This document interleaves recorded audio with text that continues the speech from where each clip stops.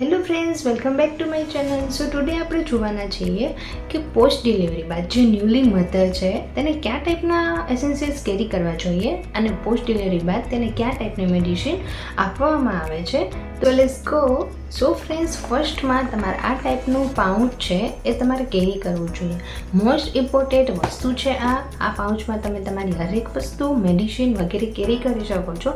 તો તેના માટે ફર્સ્ટ ઓફ ઓલ તમારે આ ટાઈપના પાઉચ કેરી કરવા જોઈએ.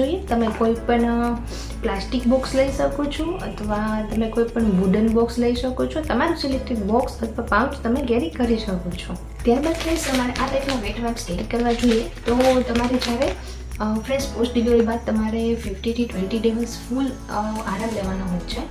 તો તેના માટે જ્યારે પણ તમને ફ્રેશનેસ ફીલ કરવી હોય તમારા ફેસ માટે અને ફ્રેશનેસ જોતું હોય તો તમે આ વેટ વાઇપ્સનો યુઝ કરીને તમારા ફેસને ક્લીન કરી શકો છો, તમારા હેડને પણ ક્લીન કરી શકો છો. તો તેના માટે તમારે આ ટાઈપના વેટ વાઇપ્સ યુઝ કરવા જોઈએ, કેરી કરવા જોઈએ, જેના લીધે તમે જમ્યા બાદ સવારે ઉઠીને અથવા આરામ કરો છો, થોડી વાર તમે નીંદ લો છો, તો ઉઠીને તમે તમારું ફેસ ક્લીન કરી શકો છો. આ પાઉચમાં તમારે આ ટાઈપના થોડા ઘણા તમારા સિલેક્ટેડ હેરબેન્ડ તમારે કેરી કરવા જોઈએ. બિકોઝ ફ્રેન્ડ, જ્યારે તમારે બેબીને ફીડ કરવાનું થાય અથવા જમવાનું થાય, મતલબ ભોજન લેવાનું થાય તમારે, અથવા કોઈ નાસ્તો કરવાનું થાય, અથવા ક્યારેય પણ તમારે હેર તમારે પેક કરવા હોય તો હેરબેન્ડનો યુઝ કરી શકો. અને જ્યારે તમારે ફરીથી ઊંઘ લેવી હોય, આરામ કરવો હોય, સૂવું હોય, તો ત્યારે તમે તમારા હેરને ફરીથી ઓપન કરી શકો. તો તેના માટે તમારે થોડા ઘણા તમારા પાઉચમાં તમારે હેરબેન્ડ કેરી કરવા જોઈએ. ફ્રેન્ડ્સ, તમારે આ ટાઈપનું હેન્કી કેરી કરવી જોઈએ. તો ફ્રેન્ડ્સ, તમે જે ભોજન લો છો, નાસ્તો કરો છો, તો ભોજન લીધા બાદ તમારા ફેસને ક્લીન કરવા માટે તો તમારે આ ટાઈપની હિંકી જો તમારી સાથે હોય તો તમે તેનો યુઝ કરી શકો છો. અને કોઈ નોર્મલ એવી વસ્તુમાં જ્યારે પણ તમારે જરૂર પડે તો તમે આ હિંકીનો યુઝ કરી શકો. આફ્ટર ફ્રેન્ડ્સ, તમારે સોક્સ મોસ્ટ ઇમ્પોર્ટન્ટ વસ્તુ છે. તમારે સોક્સ હંમેશા કેરી કરવા જોઈએ તમારા કેરી બોક્સમાં. બિકોઝ ફ્રેન્ડ, તમારા જો પગના તળિયા છે ત્યાં તમને ઠંડી લાગે અથવા તમે સોક્સ વગર નીચે જો તમે ચાલો છો તો તમને શરદી થવાનું અથવા કોઈ પણ પ્રોબ્લેમ થવાની, ઇન્ફેક્શન થવાની શક્યતા છે. જેના લીધે બેબી ફીટ કરતું હોવાથી બેબીને પણ ઇન્ફેક્શન થવાની શક્યતા છે. તો તેથી તમારે હંમેશા સોક્સ કેરી કરવા જોઈએ અને હંમેશા તમારા પગમાં સોક્સ હોવા જોઈએ. અથવા તમે ચપ્પલનો કે સેન્ડલનો પણ યુઝ કરી શકો છો. કે ફ્રેન્ડ્સ, તમારે કોટનની કેપ હંમેશા કેરી કરવી જોઈએ અને કોટનની કેપ હંમેશા તમારા હેડ પર હોવી જોઈએ. 2 મંથ માટે તો કેપ તમારે પહેરવું જોઈએ. તમારું હેડ હંમેશા ક્લોઝ હોવું જોઈએ, પેક હોવું જોઈએ. બિકોઝ ફ્રેન્ડ્સ, પોસ્ટ ડિલિવરી બાદ તમારું હેડ કાચું થઈ ગયું હોવાથી તેને ઇન્ફેક્શન લાગવાની બહુ બધી શક્યતા છે અને ઇન્ફેક્શનથી પ્રોબ્લેમ થઈ શકે છે, બેબીને પણ પ્રોબ્લેમ થઈ શકે છે.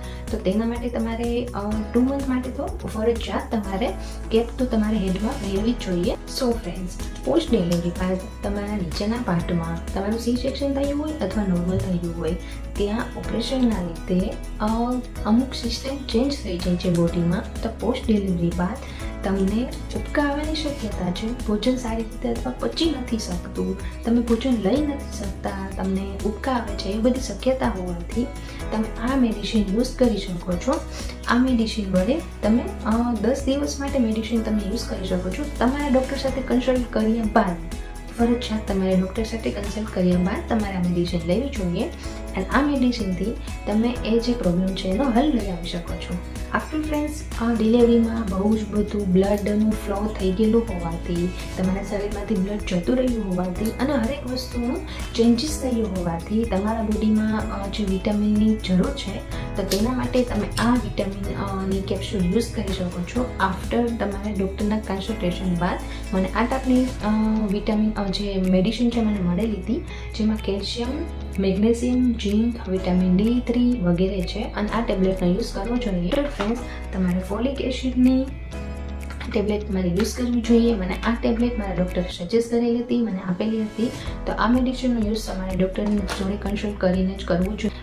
ડિલિવરીમાં નીચેના પાર્ટમાં ડિલિવરી થઈ ગયેલી હોવાથી એન્ડ આફ્ટર પોસ્ટ ડિલિવરી બાદ તમે જે ગરમ ખોરાક લ્યો છો, ફ્રેન્ડ્સ, આઈ થિંક તમને બધાને ખબર હશે કે ડિલિવરી બાદ આપણે ગરમ વસ્તુ વધારે ખાવાની હોય છે. અજમા, સુવાદાણા, બાજરા, હરેક વસ્તુ જે ગરમ છે એ લેવાનું હોય છે. તો તેના લીધે ફ્રેન્ડ્સ તમને ઊંઘ થવાની શક્યતા છે. તો તેના પ્રોબ્લેમને હલ કરવા માટે આ ટાઈપનું જે ટ્યુબ છે તમે યુઝ કરી શકો છો. તમારા ડૉક્ટર જોડે કન્સલ્ટ કર્યા બાદ અને આ ટાઈપની ટ્યુબથી તમે તે પ્રોબ્લેમનો હલ લઈ આવી શકો છો.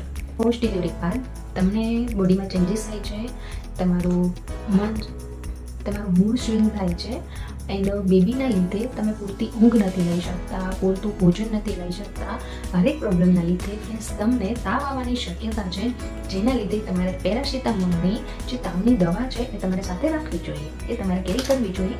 એમાં કોઈ ડૉક્ટરને કન્સલ્ટ કરવાની જરૂર નથી. જો તમને લાગે કે મને ફીવર છે તો તમે ફીવરની જે મેડિસિન છે સાથે રાખી શકો છો. આફ્ટર ફ્રેન્ડ્સ મારી ડિલિવરી સી સેક્શનમાં થઈ હતી, તો ત્યાં જે આપણે સ્ટીચીસ લીધા હોય છે તેમાં બહારનું ઇન્ફેક્શન ના લાગે, બહારની હવા ના લાગે, તે માટે ડૉક્ટરે મને આ ટાઈપનો એક સ્પ્રે સજેસ્ટ કરેલો છે. આ સ્પ્રેને મારે શાવર લીધા બાદ તે જે સ્ટીચીસ છે એના પર સ્પ્રે કરવાનું છે, જેના લીધે એક સ્મોલ પરત તેના પર બની રહે છે, જેના લીધે મને ઇન્ફેક્શન ના થાય, બીજો કોઈ પ્રોબ્લેમ ના થાય અને જે સ્ટીચીસ છે એ સારી રીતે રૂજાઈ શકે, સારી રીતે એમાં રિકવરી આવી શકે. તેના માટે મને આ ટાઈપનો સ્પ્રે છે એ મને ડૉક્ટરે સજેસ્ટ કરેલો. ડિલિવરીમાં આપણું જે સ્ટમક છે એ બહુ બધું બહાર આવી ગયા હોવાથી ઘણા લોકોને આ સ્ટ્રેચ માર્ક થાય છે. તો ફ્રેન્ડ્સ સ્પેશિયલી સ્ટ્રેચ માર્કમાં જે પહેલાં જેવી રિકવરી લેવા માટે સ્ટ્રેચ માર્ક માટે સ્પેશિયલી તમે આ ટાઈપનું જે મેડિસિન છે યુઝ કરી શકો છો, આ ટાઈપની ટ્યુબ યુઝ કરી શકો છો. ડેઇલી બેઝિસ પર શાવર લીધા બાદ તમારે 2 ટાઈમ આ ટ્યુબ છે યુઝ કરવી જોઈએ અને ફ્રેન્ડ્સ તમે આનું રિઝલ્ટ પણ જોઈ શકશો. સો ફ્રેન્ડ્સ આ બધા મોસ્ટ ઇમ્પોર્ટન્ટ પ્રોડક્ટ છે એન્ડ આ મોસ્ટ ઇમ્પોર્ટન્ટ એસેન્શિયલ્સ અને મેડિસિન્સ છે. હું તમને અધર મેડિસિન્સ પણ જણાવવાની છું. તો ફ્રેન્ડ્સ આ બધા જે મેડિસિન છે, આ બધા એસેન્શિયલ્સ મોસ્ટ ઇમ્પોર્ટન્ટ તમારે એક તમારા પાઉચમાં કેરી કરવા જોઈએ, તમારી પાસે રાખવું જોઈએ. અને 20 ડેઝ 1 મંથ માટે જો તમે ફૂલ આરામ લેવાનો છો અને તમે વર્ક સિરિયસલી ફ્રેન્ડ નહીં કરી શકો થોડો ટાઈમ માટે, તેના માટે કેરી બોક્સ સ્પેશિયલ તમારે પેક કરવું જોઈએ અને જેના લીધે તમે તમારો જે 20 ડેઝનો આરામ છે અથવા 1 મંથનો આરામ તમે સારી રીતે કરી શકો. આફ્ટર ફ્રેન્ડ્સ તમારે આ ટાઈપનું બિગ બોક્સ કેરી કરવું જોઈએ અને આ બિગ બોક્સમાં તમે ફ્રેન્ડ્સ તમારા બેબીનું જે સ્પેશિયલ એસેન્શિયલ છે, બધા મેડિસિન છે એ કેરી કરી શકો છો. એન્ડ ફ્રેન્ડ્સ તમારી બેબી માટે સ્પેશિયલ કયા ટાઈપની મેડિસિન ને એસેન્શિયલ કેરી કરવા જોઈએ તેનું જો ઇન્ફોર્મેશન જોતું હોય તો તેનું વિડીયોનું લિંક હું ડિસ્ક્રિપ્શન બોક્સમાં શેર કરી આપું છું એન્ડ આઈ બટન પર પણ શેર કરી આપું છું, જેને ઓપન કરીને તમે ઇન્ફોર્મેશન જોઈ શકો છો. સો ફ્રેન્ડ્સ આઈ હોપ તમને મારો વિડીયો સારો લાગ્યો હોય અને આઈ હોપ કે આ બધી વસ્તુ તમારા માટે યુઝફુલ હોય, આ ઇન્ફોર્મેશન તમારા માટે યુઝફુલ હોય. તો ફ્રેન્ડ્સ જો તમને મારો વિડીયો સારો લાગ્યો હોય તો લાઇક, શેર, સબસ્ક્રાઈબ.